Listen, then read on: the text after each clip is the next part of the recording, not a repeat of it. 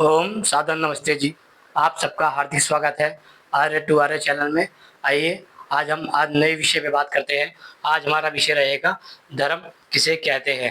अर्थात संसार में बहुत से लोगों को आज तक यही नहीं पता है कि धर्म किसे कहते हैं। यदि इनकी आबादी निकाली जाए तो लगभग 99% लोगों को नहीं पता कि धर्म किसे कहते हैं। आइए आज बात करते हैं कि धर्म किसे कहते हैं। जो पक्षपात से रहित है, रहित न्याय है, वह धर्म कहलाता है। और जो पक्षपात से रहित सत्य है, वह धर्म कहलाता है। इसका अर्थ ये होता है जिसके अंदर भेदभाव ना किया जाए, वह न्याय जिस जिस न्याय और सत्य में भेदभाव ना किया जाए, वह धर्म कहलाता है। अब बात करते हैं हम कि हम जो लोग हैं, क्या हम धर्म को मानते हैं या नहीं मानते हैं। आज संसार में असंख्य मान्यताएं चलती है। कोई अपनी आस्था को सच्चा मानता है, कोई दूसरे की आस्था को सच्चा मानता है। आज हम आस्था पे बात नहीं करेंगे, आज हम केवल धर्म पे बात करेंगे कि धर्म किसे कहते हैं। सर्वप्रथम हम बात करते हैं न्याय पर। न्याय उसे कहते हैं जिसमें कभी भी मनुष्य को दुख ना पहुँचे, अर्थात किसी भी व्यक्ति को अकारण कभी भी पीड़ा ना पहुँचे और दुख ना पहुँचे, उसे ही न्याय कहते हैं। आज संसार में ना ही न्याय है और ना ही सत्य दिखाई देता है। सत्य इसलिए दिखाई नहीं देता क्योंकि हर व्यक्ति चाहता तो है सत्य बोलना, लेकिन वह किसी न किसी प्रकार झूठ में घिरा हुआ है, जिसके कारण वह सत्य नहीं बोल पाता। जैसे कि एक पिता चाहता है कि उसकी संतानें उससे सत्य बोले, और संतान चाहती है कि उनका पिता उनसे सत्य बोले, लेकिन वह किसी कारण से बोल नहीं पाते। उसी प्रकार माता चाहती है कि उसकी संतान उससे सत्य बोले, और माता पिता संतान चाहती है कि माता उनसे सच्चे बोले, लेकिन नहीं बोल पाते। भाई चाहता है बहन उसे सत्य बोले, बहन चाहती है भाई उसे सत्य बोले, लेकिन दोनों नहीं बोल पाते। पति चाहता है पत्नी उसे सत्य बोले, और पत्नी चाहती है पति उसे सत्य बोले, लेकिन वह किसी न किसी कारण से बोल नहीं पाते, क्योंकि वह कहीं न कहीं असत्य के मार्ग पे होते हैं, या वह मन के अंदर अपने ऐसा भाव रखते हैं कि सत्य बताने से ये हो जाएगा और असत्य बोलने से ये हो जाएगा। जबकि सत्य जो होता है वह हमेशा ही कल्याणकारी होता है। सत्य और न्याय इन दोनों को ही मनुष्य मात्र का कल्याण करने के लिए बनाया गया है। अर्थात जब हम सत्य को और न्याय को बिना भेदभाव के, बिना पक्षपात के देखते हैं, तो संसार में तभी मानवता स्थापित हो सकती है। मानवता सत्य और न्याय पे ही चलती है।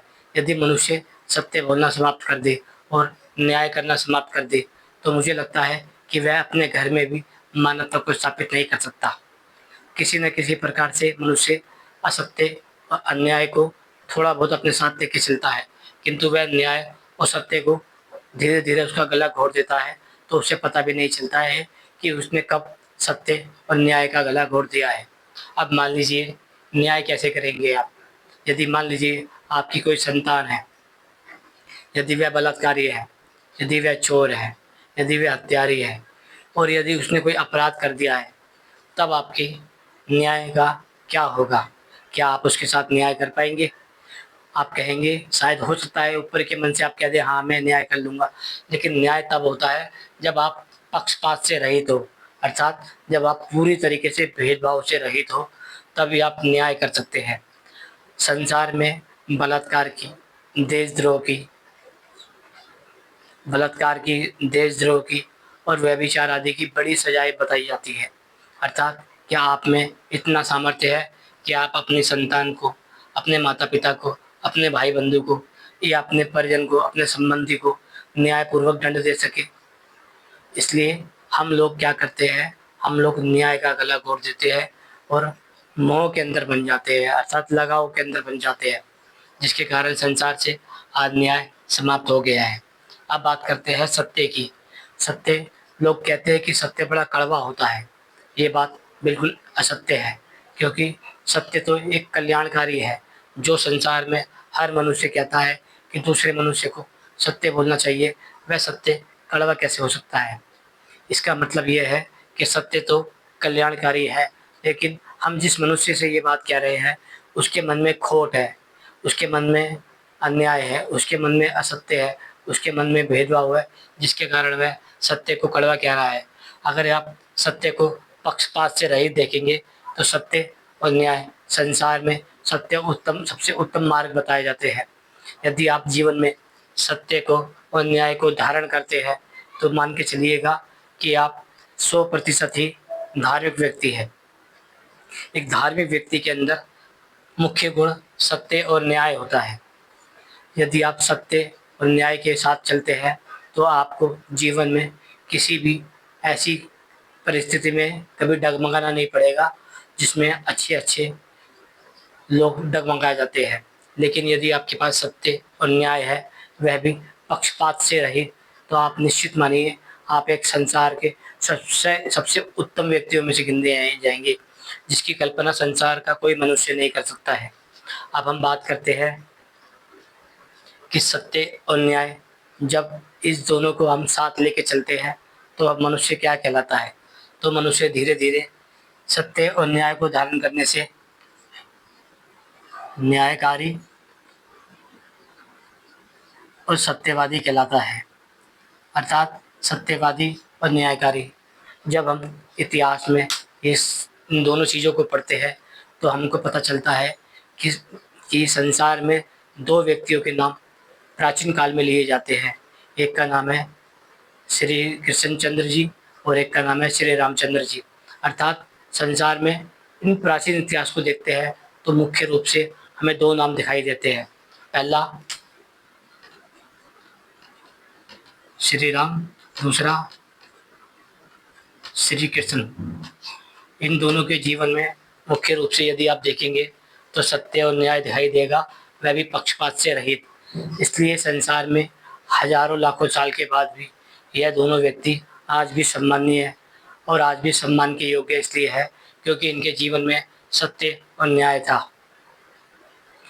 यदि आप में व्यक्ति सत्य और न्याय को धारण करते हैं तो व्यक्ति धार्मिक हो जाता है। जब मनुष्य धार्मिक होता है तो संसार में सभी मनुष्य इसके पास आने की सोचते हैं, क्योंकि यह सबसे प्रेम पूर्वक बात करता है। अर्थात यह चाहता है कि मनुष्य मात्र का कल्याण हो, इसलिए ये सबको ज़्यादा ही सम्मान के दृष्टि से देखता है, करुणा के दृष्टि से देखता है और न्याय की दृष्टि से देखता है, सत्य की दृष्टि से देखता है। इसलिए जब हम न्याय और अन्याय की बात करते हैं, सत्य और असत्य की बात करते हैं, धर्म और अधर्म की बात करते हैं, तो हम भूल जाते हैं कि इन सब का आदि मूल क्या है।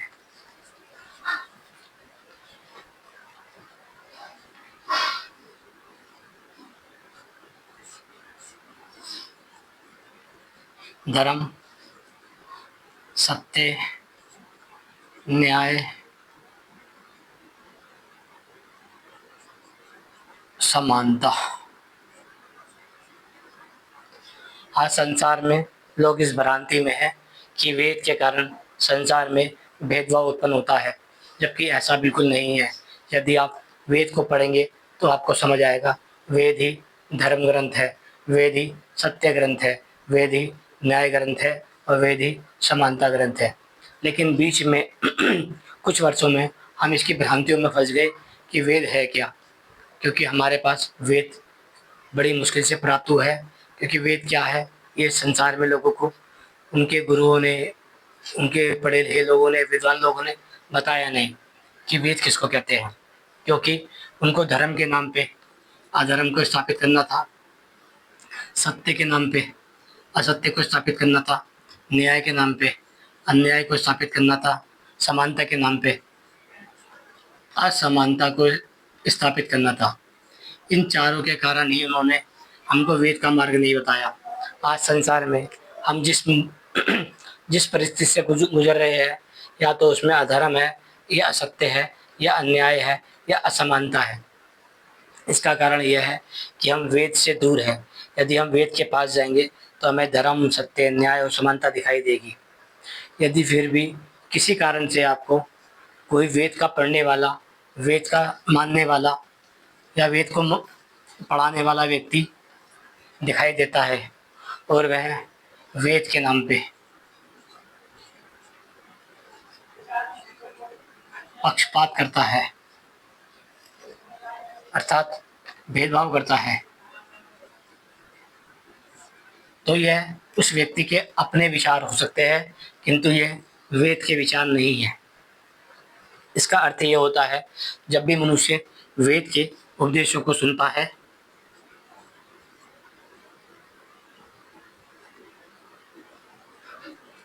तो सबसे प्रथम उसे एक चीज का याद रखना चाहिए, विवेक।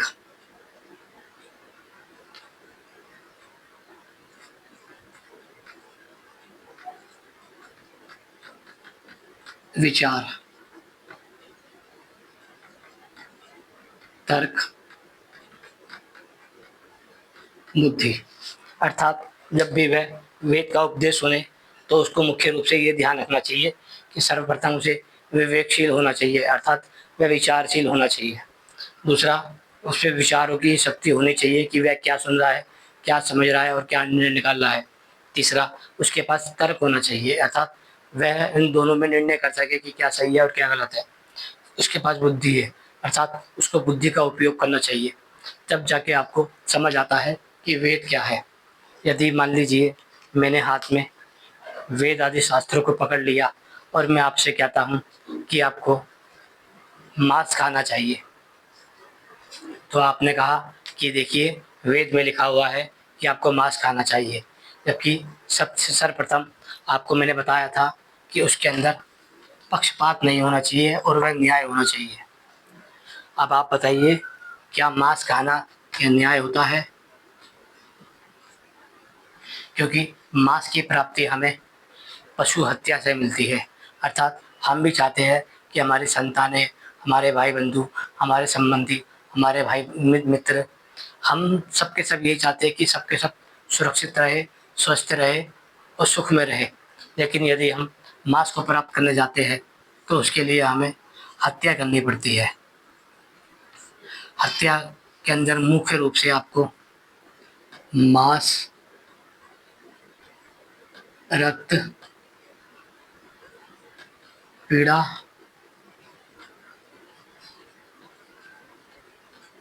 और चीख सुनाई देगी।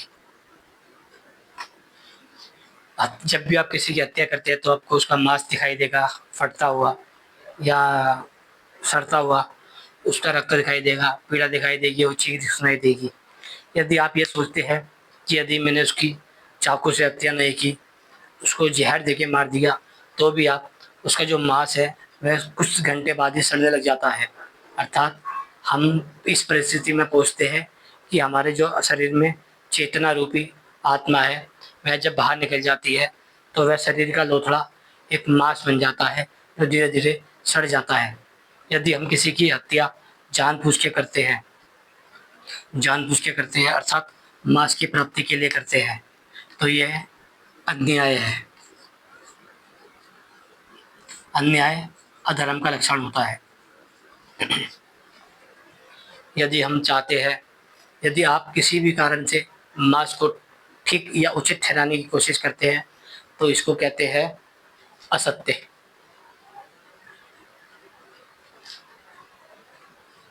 असत्य भी अधर्म का लक्षण होता है, क्योंकि आप किसी भी कुतर्क से मांस को उचित नहीं ठहरा सकते। क्योंकि मांस जब प्राप्त किया जाता है तो पशु आपसे दूर भागता है। ये ऐसा नहीं है कि वह आपके चाकू के पास आके अपनी गर्दन रख देता है और कहता है आओ मुझे काट लो। वह उसको पीड़ा होती है, उसको दुख का अनुभव होता है, उसका रक्त निकलता है, उसका मांस निकलता है। ऐसे में आपको समझना चाहिए कि संसार में हर व्यक्ति जीवित रहना चाहता है, सुखी रहना चाहता है और स्वस्थ रहना चाहता है। इसलिए मांस खाना एक अधर्म का लक्षण होता है। संसार में हम जिस व्यवस्था के शिकार हो चुके हैं वह यही है कि ना वहाँ पे न्याय सुना जाता है, ना ही सत्य, ना ही धर्म और ना ही न्याय। यदि आपसे पूछा जाए कि आपको सत्य पसंद है या असत्य, तो आपका उत्तर होगा कि मुझे सत्य पसंद है। यदि आपसे पूछा जाए कि आपको धर्म पसंद है या अधर्म, तो आपका उत्तर होगा कि मुझे धर्म पसंद है। यदि आपसे पूछा जाए कि आपको न्याय पसंद है या अन्याय, तो आपका उत्तर होगा कि मुझे न्याय पसंद है। यदि आपसे पूछा जाए कि आपको मानवता पसंद है या आतंकवाद, तो आपका उत्तर होगा कि मुझे मानवता पसंद है। यदि आपसे पूछा जाए कि आपको बुद्धि पसंद है या निर्बुद्धि, तो आपका उत्तर होगा कि मुझे बुद्धि पसंद है। और यदि आपसे पूछा जाए कि आपको समानता पसंद है या असमानता, तो आपका उत्तर होगा मुझे समानता पसंद है। इसका अर्थ यही है कि आपको इन सब के साथ साथ में विद्या का ज्ञान हो रहा है। अर्थात यदि आपसे पूछा जाए कि आपको विद्या पसंद है या अविद्या, तो आपका उत्तर होगा कि मुझे विद्या पसंद है। इसलिए मनुष्य को असत्य कभी नहीं बोलना चाहिए, अधर्म कभी भी नहीं करना चाहिए, अन्याय कभी नहीं करना चाहिए, आतंकवाद कभी नहीं करना चाहिए, निर्बुद्धि कभी नहीं होना चाहिए, असमानता कभी नहीं करनी चाहिए, अविद्या अविद्या का शिकार भी नहीं होना चाहिए। अर्थात अविद्या को हम कल समझेंगे कि विद्या क्या है और अविद्या क्या है। इसलिए आपको मुख्य रूप से हमने धर्म के विषय में बताया है।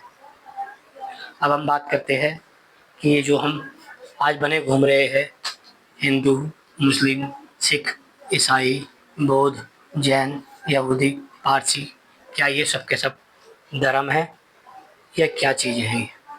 ये सब के सब हिंदू, मुस्लिम, सिख, ईसाई, बौद्ध, जैन, पारसी, यहूदी, ये सारे के सारी संप्रदाय हैं या राजनीति है।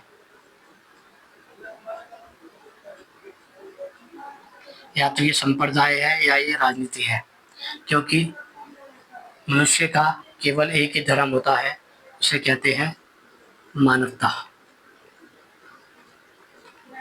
सत्य, न्याय।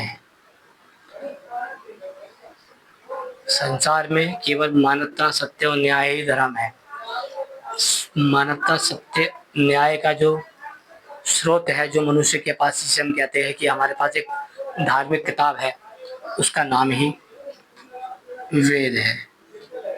अर्थात वेद संपूर्ण मानवता का ग्रंथ है, वेद संपूर्ण सत्य का ग्रंथ है, वेद संपूर्ण न्याय का ग्रंथ है, वेद संपूर्ण विद्या का ग्रंथ है, वेद संपूर्ण समानता का ग्रंथ है।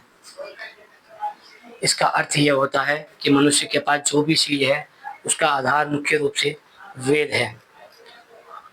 जब हम समझ जाते हैं कि वेद क्या चीज़ है, तो हमें मुख्य रूप से उसमें दो बातें सदा ही ध्यान रखनी है कि हम उसमें पक्षपात ना देखें, और दूसरा अपनी बुद्धि से विचार करें कि जो उसमें लिखा है, यदि मैं उसको अपनाता हूँ तो उसका क्या रिजल्ट आएगा, और यदि मैं उसको किसी और को देता हूँ तो उसका क्या रिजल्ट आएगा। अर्थात वह, जैसे मुझे आत्मा, मेरी आत्मा है, वो मेरे लिए सुखकारी है, तो क्या वह दूसरे व्यक्ति के लिए भी सुखकारी है या उसके लिए दुखकारी है? यदि वह उसके लिए दुखकारी है तो वह मेरे लिए भी दुखकारी होगा। इसलिए ऐसे जो कर्म होते हैं, ये अधर्म की श्रेणी में आते हैं। मनुष्य को पास यदि वेद ना भी हो,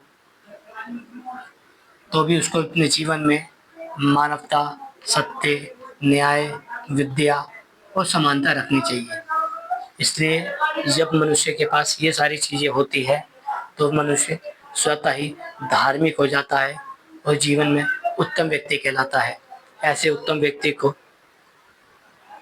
साक्षात लोग प्रणाम करते हैं और उनको जीवन भर आचरण में लाते हैं।